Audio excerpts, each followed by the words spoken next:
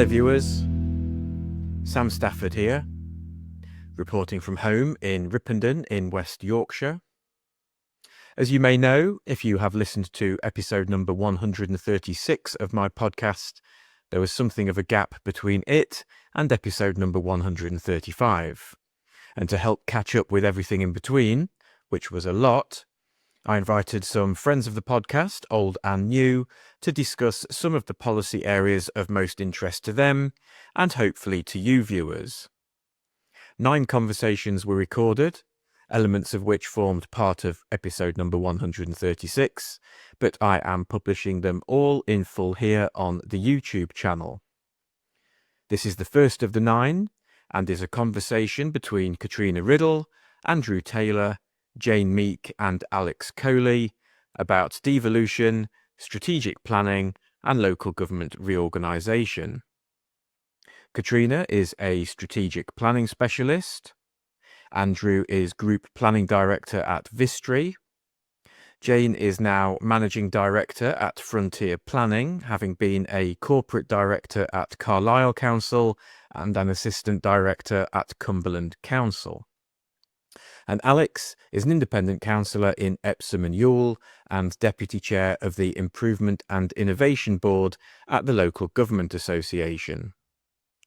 Their conversation takes in the compatibility of local government reform with mass house building, the potential conflict between mayoral and government priorities, and the importance of local leadership. Enjoy! So devolution, what a topic. We're sitting here in the studio the day after the Planning and Infrastructure Bill was published. It sets out a little bit more around the government's plans for strategic planning, but we've already seen the devolution white paper, which sets out a little bit more. So we're here today to have a chat about what devolution means, particularly for planning, and if anybody's interested specifically for strategic planning. We've got Alex, Andrew and Jane all coming from slightly different positions, and I think it's probably worth clarifying because there's been a little bit of confusion, I think, about local government restructuring and devolution and how they mesh together. There are 2 separate processes going on. There is the devolution process, and I think that the government's ambition is to have England covered universally with strategic authorities, not necessarily all mayoral authorities, by the end of the first Parliament. And then there's local government restructuring going on, primarily in areas of 2 tiers where you've got counties and districts. And again, the government's ambition is to have 2-tier, single tiers, unitary authorities across England, again, hopefully by the end of the first Parliament. And different areas are progressing at different rates of speed.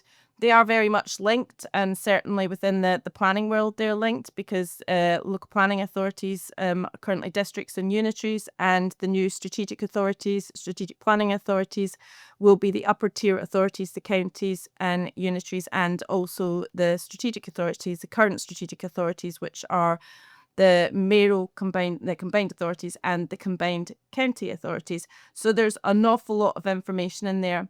The main interest from devolution is around the new strategic planning powers, and we saw a lot more detail in the Planning and Infrastructure Bill yesterday around who's going to be responsible for these powers and what the sort of high-level process content will be of the new spatial development strategies. But we also know that there will be more coming forward through the English Devolution Bill in May, which will set out a bit more in terms of the powers, particularly related to the strategic authorities. So, for example, as we saw in the English Devolution White Paper, mayoral strategic authorities will have strategic development management powers. They will be able to call in applications from local planning authorities. They'll also have other powers linked to strategic infrastructure tariff to help support the delivery of some big bits of kit, whatever that looks like. But there is also a range of other powers that we're expecting for strategic authorities around regeneration, affordable housing delivery and housing delivery generally. So a lot to unpack in a very short period of time. Alex, if I can come to you first as the sole politician here today to talk a little bit about what you think this all means for local government. Yeah, hi, I'm a councillor in Epsom, Ewell in Surrey. with mostly a professional background in government technology. And my council will be one of the first to vanish under these new plans as Surrey's on the fast track. So I am watching really closely to see what all of this means, how it might, or what the implications might be for county combined authorities, mayoral strategic authorities, as we head in towards unitarisation here in Surrey. Thanks. Could you just, I mean, I think it's really important that people understand the pace at which this is happening. Can you give us a little bit idea of the time frame, particularly for Surrey, in terms of local government restructuring?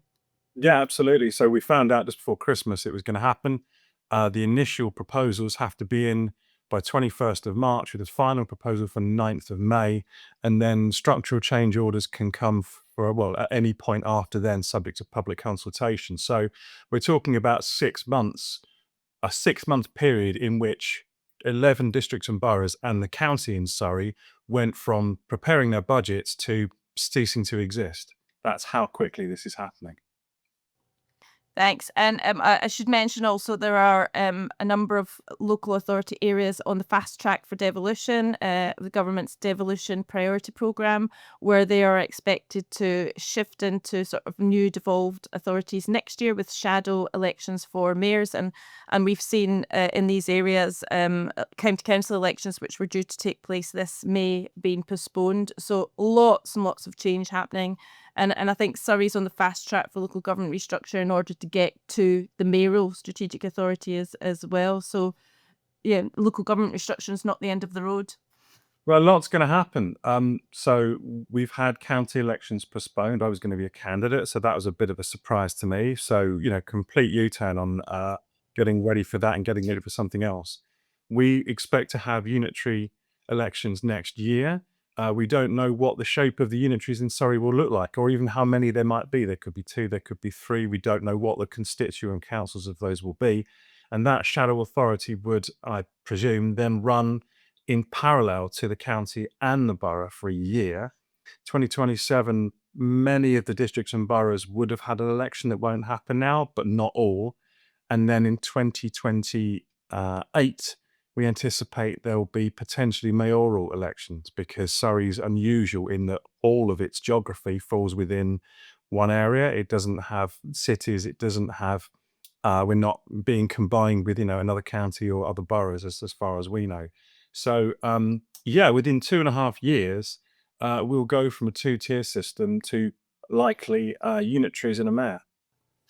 Thanks. And to put that into perspective in terms of the strategic planning, the government is expecting the new spatial development strategies to be prepared roughly within a 2-year framework, with work sort of starting as soon as possible. So in places like Surrey, you could end up with 3 different governance systems whilst that plan is being prepared, as well as all the flux in terms of the local plans below that. Well, the thing for me I've said this so many times, every new conversation is a new rabbit hole of discovery of, but what about that? And as you say, with local plans where, a lot of hand-wringing, a lot of time, a lot of money, a lot of political capital and energy going into these plans. The funny thing, I suppose, is that, you have these constraints with districts and boroughs where they're not supposed to sprawl into each other. Well, that won't be a question mark if they're all merged into the same authority. And there'll be the requirement to join up these local plans. And I should say, as the only politician here and not a planner, I am a bit of a useful idiot in being able to ask the innocent questions that perhaps other people wouldn't want to ask, because you all have collectively more knowledge than I can shake a stick at. But from what I'm understanding, from what I can see, strategically it will change everything. We won't have that level of local participation going into, and ironically, my council's just finished its Reg 19 consultation, I think yesterday, day before. So, whether that's useful in that you go, okay, we have a steer now, we understand where you were going and what that might mean for the future. But joining all these local plans up, all in very different positions. For example, talking again about Surrey, you had the residents for Guildford Villages in Guildford kind of taking over the council on the basis of the local plan. and doing a term and then coming out of power again on the basis of the local plan. So politically, so much churn, so much change. And again, yes, with governance systems. So lots of committee system councils in Surrey, now probably going to move to a leader in cabinet system in unitaries. And this is, and not just to talk about Surrey because it is on the fast track, but the home counties looks a lot like this also, with Essex and with Hampshire, although they have the difference that they have cities and they have, coastal areas too in one area. So it's going to mean a lot of change, but no area is the same. So it's very difficult to pick up the principles and put them down somewhere else. And then, of course, we have what will be the secondary and tertiary tracks of devolution, where other areas are being, brought in, and the government says, right, we want to look at this area. Now, Hertfordshire is going to be an interesting one, where they've got a lot of different opinions there. So you'll not only have, like I said, the chaos and firefighting of the next 4 years, but you'll not only have different governance systems, different local plans, but different non-metropolitan county unitaries coming online at different times. So I think, we've spoken previously that the idea that accelerated growth is just going to happen, well, I think we're probably 5 years away from seeing if it can happen and what that looks like, because there's going to be a lot of disruption before we get to that point. Thanks. And Jane, you've lived and breathed some of this already. You've got experience of that devolution journey coming out the other end and local government restructuring. Is the government right to sort of try and apply the same approach across the rest of England? Does it help? Good morning, Catriona, and I thought you summarised what was going on very well before. I hope you can hear me okay. Yeah, I'm from worked in Carlisle and Cumbria, and I've just been through that local government reorganisation, and have just recently left and set up my own company. But my experience is LGR is quite disruptive in terms of what you're trying to achieve, and as we've just been saying, it's as Alex was just saying, what you're going from is your local plans for your districts, and you're going into then that bigger, wider plan for the new unitary organisations in Cumbria. They've been told they've got to get the local plan done within 5 years, so they're on that fast track. And then devolution is coming along as well, which means that what way big the plans that they started, that journey they started, is going to change again, because of course you've got that strategic planning overview, which is going to come, which the bills set out, and those responsibilities for those bigger umbrella organisations. So it's going to be really challenging, both for the organisations, because as we know, we've got a shortage of planners and those sorts of resources, and we do need to really push these things quickly, because if we're going to get growth in the country, we need to have certainty, and the planning process and those local plans and that strategic overview does give that certainty. So there's going to be those periods of uncertainty where people are thinking, should we invest? Businesses are thinking, should we invest? Should we not? But from my perspective, and I'm very much a supporter of strategic master planning, because that's what I specialise in. I think there are opportunities, and those challenges that the challenges that are in these areas will be addressed through the strategic master planning, but it will take time, and I think we need to make sure that the resources are in place to do that. But I think you're quite right. I think that we are ready for a change, and I think given the economy that we've got and the urge to get on with stuff, if we can get our local plans done, get the master plan sorted, quickly get the resources in place, it will bring advantages, I feel, in terms of looking at those larger areas and how we match challenges, as in, for instance, and I use this as an example, in Cumbria, you've got requirements for jobs on the west coast for at Sellafield, BAE Systems. How do you bring people up, and how do you provide the housing for that? Well, having that strategic overview, putting the infrastructure in place to enable that to happen, is always going to be a positive. Thanks, Jane. And the government has set the planning reforms within the ambition around its mission for economic growth, and we know that one of the big targets that they've set themselves is 1.5 million new homes by the end of the first Parliament. Alongside all this structural change, how do we do? Is this a good thing, Andrew? Is this going to help or hinder the whole approach to sort of devolution? Will it help or hinder the government's other ambitions? Well, you have to hope that it's going to help in terms of being able to move things forward. I think what we've got at the moment is, that complete patchwork of devolution or two-tier or unitary authority. So on the reorganisation side, having that clarity would be really good. But in terms of the devolution and pushing down of powers from central government to the regional mayors or the combined authorities, I think that's going to be interesting. It obviously pulls the decisions more locally to those areas, but hopefully still high enough in terms of making difficult decisions, so it's not as parochial as sometimes it can be with smaller authorities. You are able to take a broader view as a mayor or the combined authority area. You're able to take a broader view and balance some of those competing issues. So I think that's a really positive aspect to it. I think where I might have some concerns from a developer's perspective, at the moment, everything the government is doing in the planning sphere is looking at consistency. So think about committees. Or it's looking at simplification. It's looking at taking things out of planning. The one potential problem with devolution, or not a problem, challenge we need to be careful of, is that everyone does things slightly differently. We've already seen with the existing mayoral authorities, different ranges of powers. So different mayors have different powers, and some aren't using all their powers, as we've seen, but different agreements.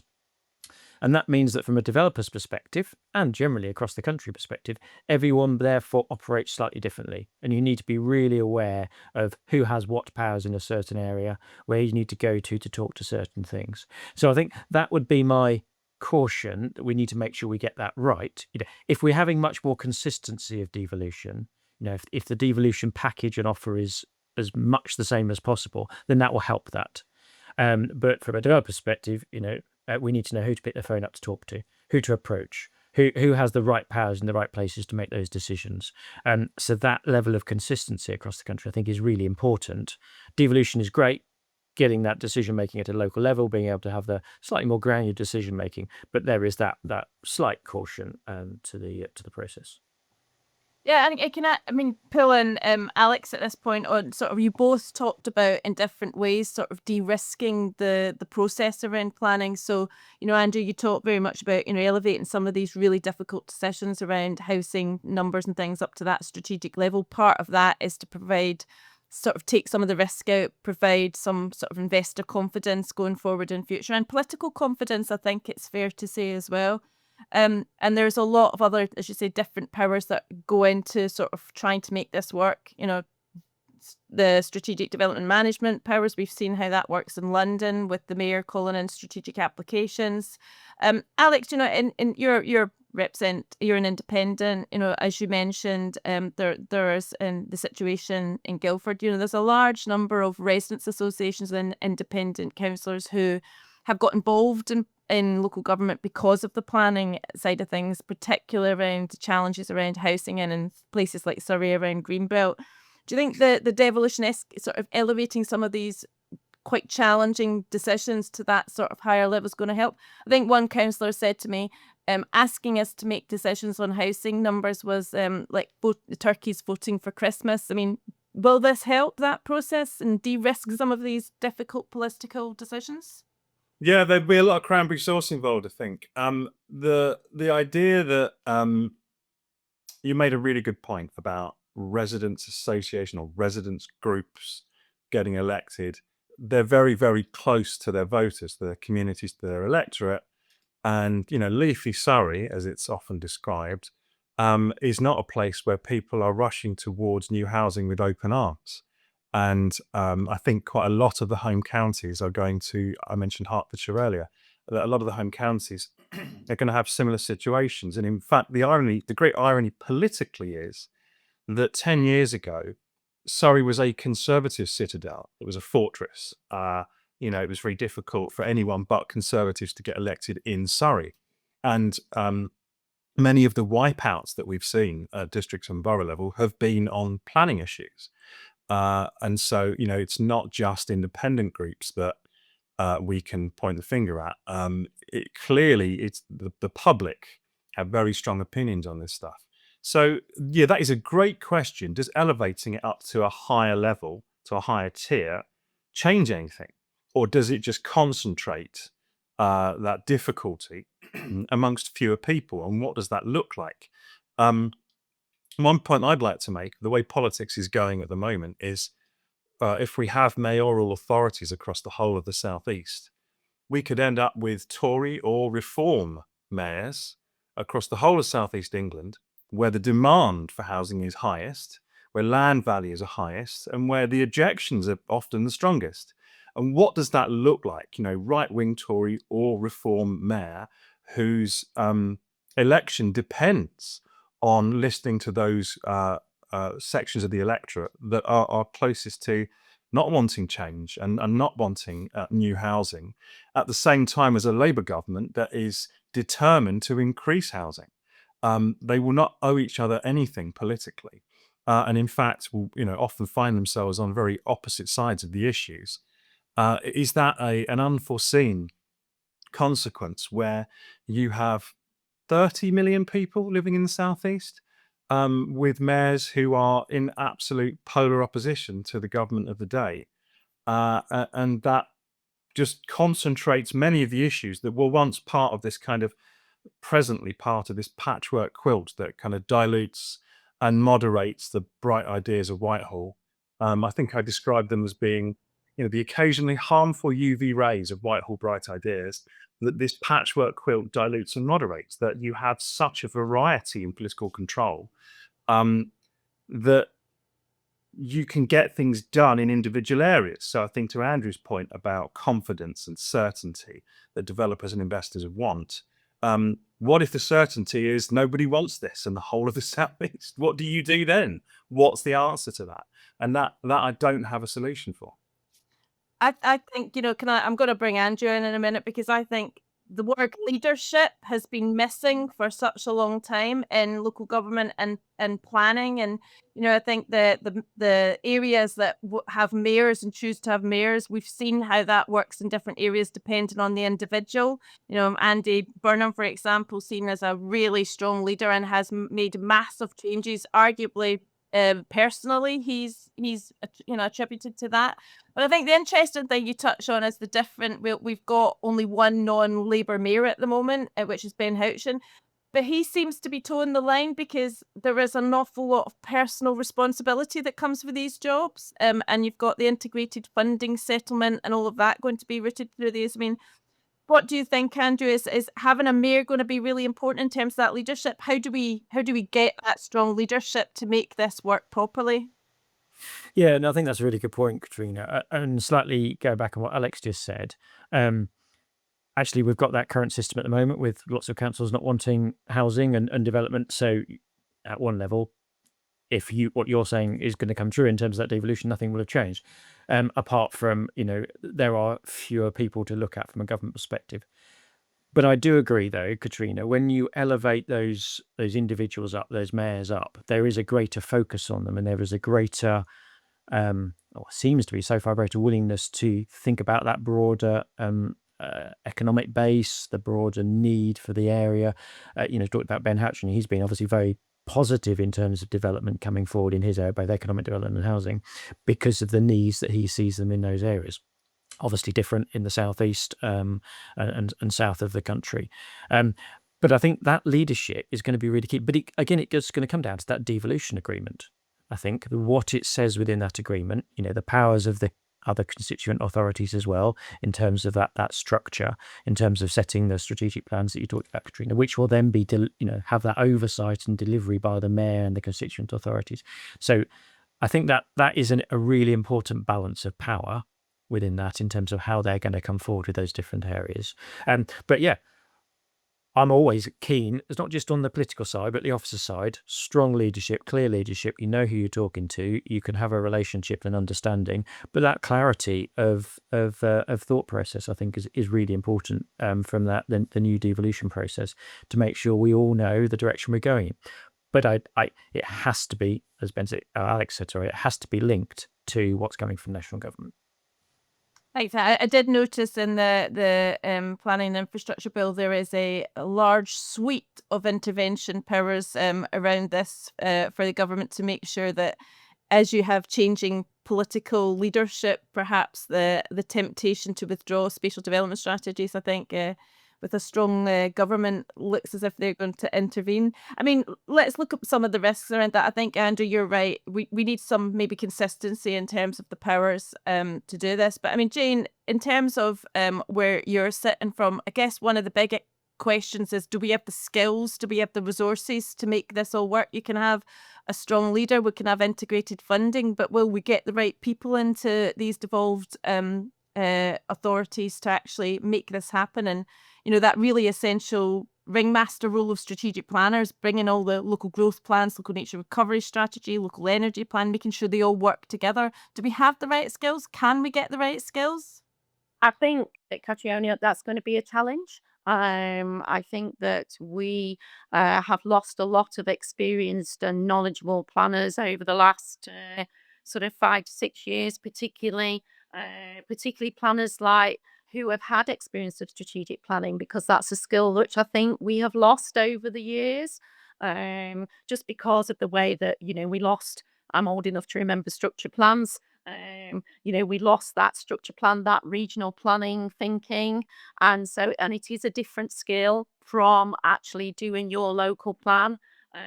And actually, we're short of planners anyway, whether it's dealing with your planning applications, or we're doing your local plans, or doing other things that planners do, which is like economic development and regen.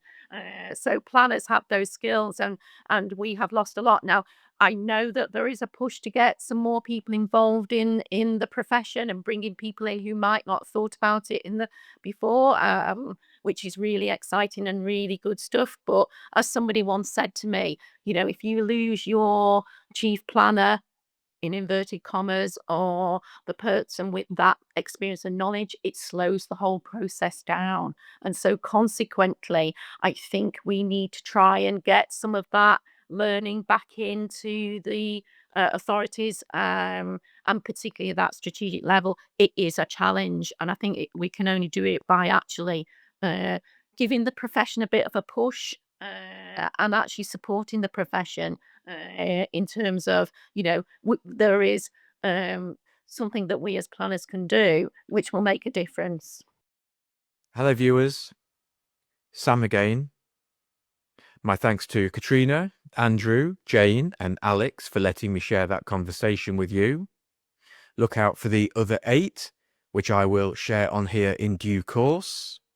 They will feature conversations about CPO, land value capture and benchmark land value, infrastructure planning, modernising planning committees, development and nature restoration, grey belt, statutory consultees, design and placemaking, and the flood risk sequential test. Please do keep in mind, viewers, that 50 Shades of Planning is by planners and for planners, and so if you would like to use this channel for sharing anything you think that we need to be talking about, then do please feel free to get in touch with me via samstafford@hotmail.com. What have we learnt? Well, town and country planning is very much not a black and white endeavour. There are at least 50 shades in between. Bye for now.